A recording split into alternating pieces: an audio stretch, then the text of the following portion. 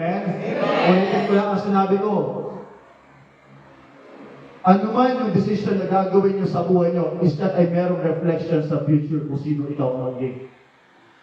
Sabi ng iba, Pastor, tsaka na ako magiging tapas sa Panginoon kapag matanda na ako. Enjoy ko muna yung kabataan ko. Pastor, okay lang naman yan kasi kahit naman anong gawin mo, after that patatawarin ka din naman ng Panginoon eh. Tama po kayo. Tama po kayo. If yun ang iniisip nyo, tama kayo na kahit gaano kabigat yung kasalanan nyo nagawa, kahit ikaw ay nag-drugs, at kahit gaano kabigat yung kasalanan mo nagawa, kapag humingi ka ng tawa sa Diyos, patatawarin ka ng Panginoon. Ako po ay naniniwala because God is gracious. But the danger is this, yung consequence, hindi na yan mawawala.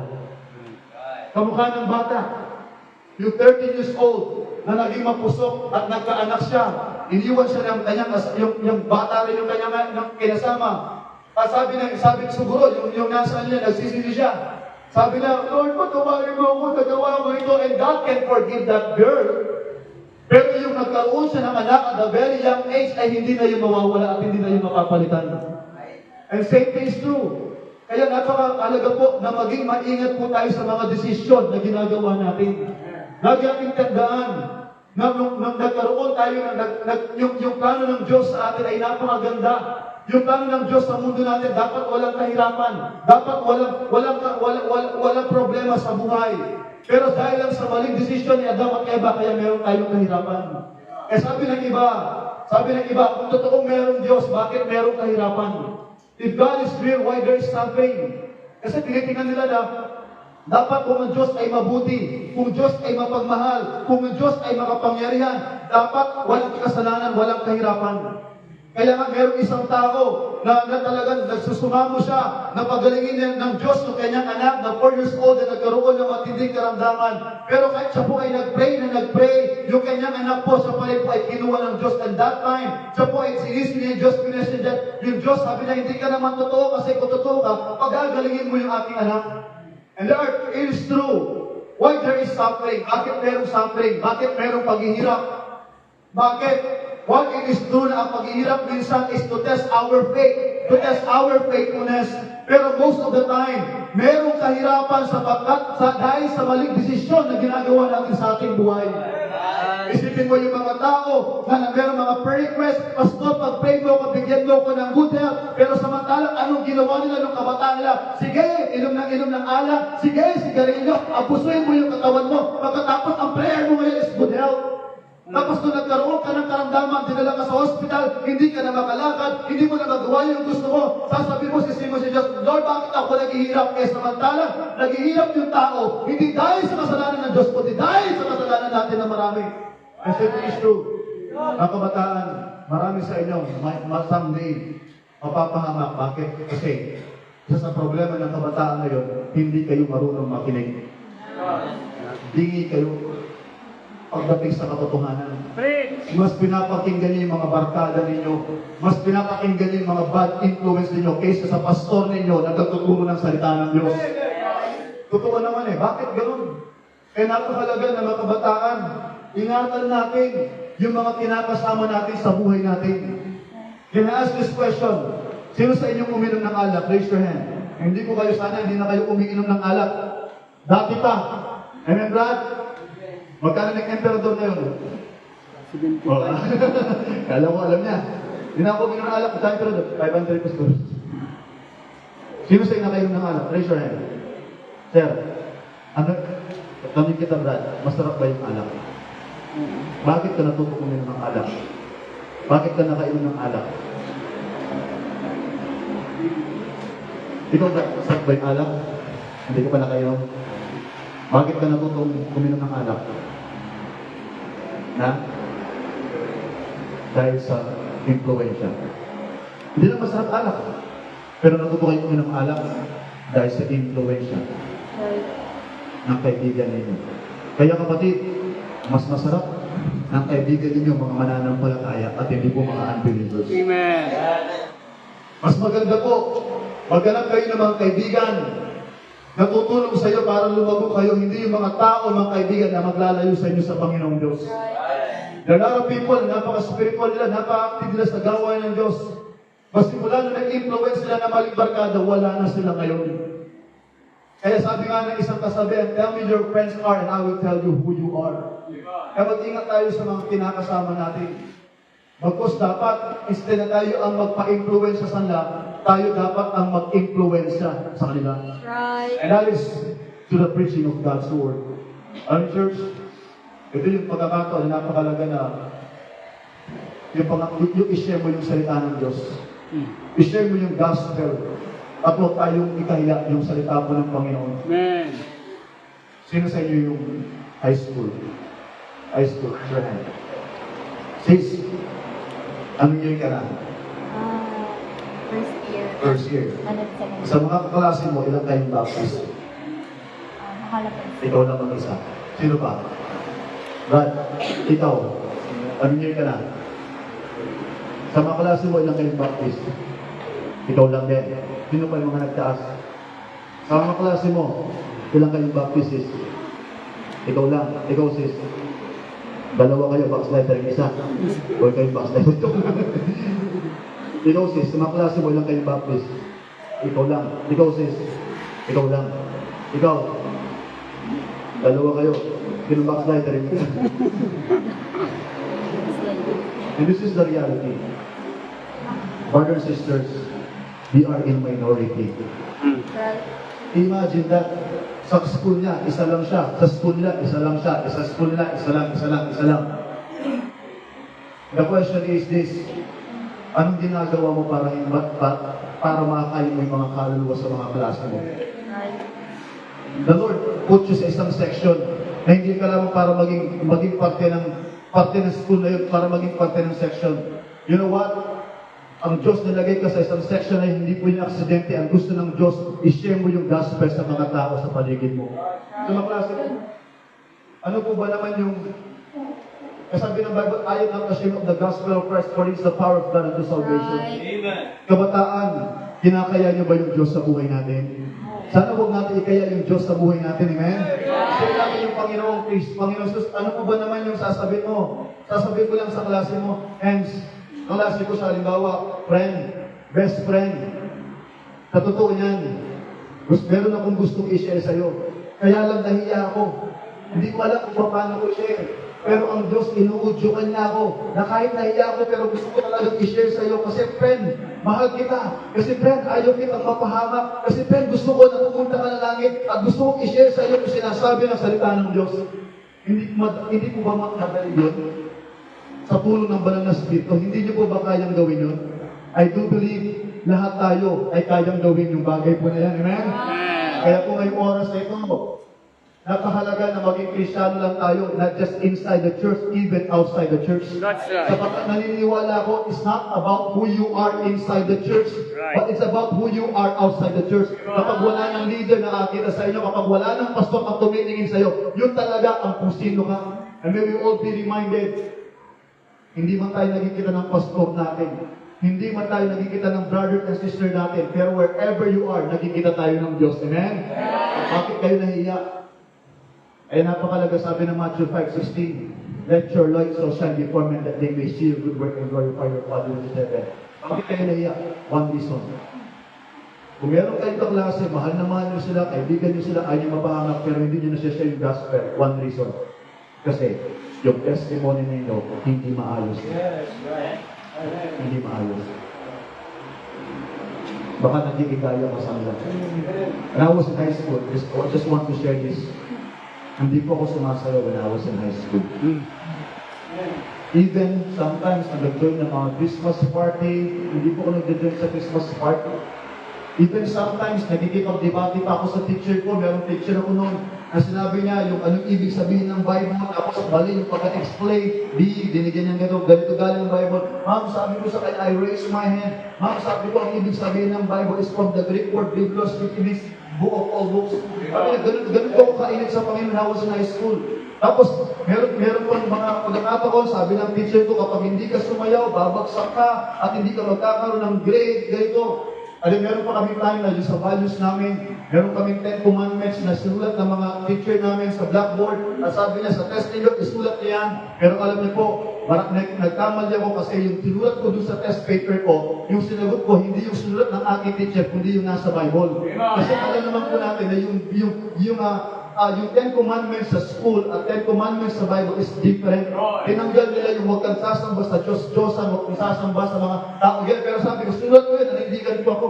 At may time na ng high school, when I was in high school po, ang meron kami isang teacher na nagpa-test siya, periodical exam namin ito. Pagkatapos ng periodical exam, merong isang teacher na dumating doon na nagpa-test sa amin, na hindi naman yung advice namin, ginawa niya, sige, isarado niyo yung mga pintuan, yung pintuan, isarado niyo yung curtain, yung mga bintana, at sabi niya, sige, bibigyan kayong chance to open your notebook, tsaka mag-test kayo. Yung mga klase namin, sigawan sila, they were excited na kunin yung notebook nila, tapos sila po ay nagkaroon ng kodigo, kinopya nila yung mga ano. Tapos sabi ng teacher sa akin, nasarap po ako, ikaw, di ka pa tapos? Hindi po. Hindi ako nag-open ng notebook. Hindi ako nang-modico. Sabi ng mga student, Sir, magpapastor po kasi yan. I was high school. But alam niyo po, by the grace of God, ako po yung naging first honor pa ng klase namin during that time. Bakit? Kasi nanindigan ako at na-share ko yung gospel sa kanila. Nagkaroon ako ng lakas ng loob. Every day, I bring my Bible sa school. Dinadala ko po talaga during break time. Tapos babasa ko ng Bible, tapos yung mga klase ko, lapitan sila. Ano yan? I grab that opportunity to share the word of God to them. Ganun po ako kainit when I was in high school. First day of the class, nagkaroon kami ng Bible study kasi meron kami isang klase na medyo mayaman. Alam niyo yun? Yung pag meron kayong klase mayaman, tapos nag-iya siya naging president ako ng klase, nag-iya siya na pumunta sa kanyang bahay, kumain kami, pumunta ako doon, sumama ko, pero sila ng purpose ko, bakit? Gusto ko i-share yung gospel sa mga klase ko. Alam niyo po, nakakaya. Sinasabi ng Krisyano tayo. Sinasabi niyo, proud kayo, naligtas kayo. Pero alam niyo po, pero kung hindi niyo mga sinishare at napakatahimik mo, nakakaya kayo sa harapan ng Panginoon Diyos. Nakakaya tayo. Kaya students, huwag niyo kayaan na mawala ng buhay yung mga klase ninyo. Tapos sasabihin, ikaw kasi hindi mo sinare yung gospel. Hindi po dapat gano'n. And this is the purpose of our thing. Eh sabi ng verse natin, redeeming the time for the days are evil. Nasamantalin natin, habang bata po tayo. Kaya po kapatid, hindi kalooban ng Diyos na ikaw lang maligtas, kundi even yung mga tao sa paligid natin. Kaya kapatid, sana makita natin yung halaga ng buhay na naglilingkod sa ating Panginoon. Sayang po ang buhay natin kung hindi natin papagamit din sa Panginoon. Are you happy that naglilingkod kayo sa Panginoon? Amen? Salamat po. Sino sa atin dumating dito ng malamig? Walang pakialam, hindi naintindihan. Yung mga Krisyano na kuhain ako sa Sunday, mga Krisyano na pinipilit pa para pagdating ng Sunday. Pero sana uwi tayo na mainit sa ating pananampalataya. Umuwi tayo na hindi na tayo pinipilit, hindi na tayo pinupuntahan, hindi na tayo pinapalalahanan na pumunta ng church. And may we all be reminded that church is for the Lord on Sunday para po sa Panginoong Diyos. Do you understand? Sabi ni King David, I was glad when they said unto me, let us go to the house of the Lord. So sinabi ni King David, I was glad when they said unto me, let us go to the house of the Lord. And I ask this question, nasa punto po ba kayo na minsan na mas masaya ang pumunta sa church kaysa mag-beach? Do you feel that joy na nasasabi niyo na mas maging masaya na pumunta sa church kaysa pumunta ng mall? Mas masarap mag-church kaysa mag-basketball? Mas masarap mag-church kaysa makipagbarkada sa labas? Gusto po sabihin, mas masaya doon sa church kaysa magliwanag ka sa mundong ito. Sabi ng iba, sayang ang buhay mo. Kung sa Panginoon mo lang, pinibigay. Alam niyo po, mas sayang ang buhay mo, young people, kung hindi mo ipapagamit sa ating Panginoon. Ngayong gabi ito, hindi ko alam ang puso ninyo. Pero meron akong tatlong tanong sa inyo. Sino sa inyo ang nangangako sa Panginoon na simula ngayon ay maglilingkod na ako na may katapatan sa Panginoon? I will treat yung Sunday as a very special day, not an optional. Hindi ko iisipin every Saturday kung sisimba ba ako bukas o hindi. Young people, hindi mo kailangan pag-isipan kung sisimba ka bukas o hindi every Sunday. Commit mo na yun sa Panginoon. Pangalawang tanong, sino sa inyo ang mangangako sa Diyos na i-share niya yung gospel sa kanyang mga klase? Minsan nakakalungkot, even sa Facebook kung ano-ano pinag-share natin, di man natin ma-share yung gospel. Pangatlo, sino sa inyo ang nangangako na by the grace of God, magpapagamit na sa Panginoon? If you have that commitment ngayong gabi, hindi na po tayo magtatagal. Lord, maglilingkod na ako sa iyo. Patawad po sa mga nakarang araw. On and off. Minsan andyan, minsan wala. Pero ngayong gabi ito, sasabihin mo sa Panginoon, ay maglilingkod na ako sa iyo. Patawad po kung hindi ko naakay yung kaluluwa, hindi ko naakay yung mga kaklase ko sa Panginoon. Patawad po. Ngayong gabi ito, sino sa inyo? Pwede po ba kayong tumayo? Sasabihin, maglilingkod na ako sa Panginoon. Seryosohin ko na yung paglilingkod na ako sa Diyos. Hindi na ako pipilitin. Hindi na ako mag-aabsag sa gawain ng Diyos. Lagi na ako na dyan. Susuportan ko na yung pastor ko. Amen. Praise the Lord. Pangalawa, mag-aakay na ako ng kaluluwa. Kasama na ako ng soul winning. Sabi na iba, wala akong time. You know, young people, if you have time sa Mobile Legends, if you have time sa basketball, meron kayong time sa pag-aakay ng kaluluwa. Magpapagamit na ako sa Diyos. Ngayon gabi, salamat po na 95% o 100% ay tumayo po sa Panginoon. Pero gusto ng Diyos, ng people, make a serious commitment ngayong gabi nito. Gagawa ka ng commitment hindi sa pastor mo, hindi sa tao, kundi sa Panginoon na siseryosohin mo na yung paglilingkod mo sa Diyos.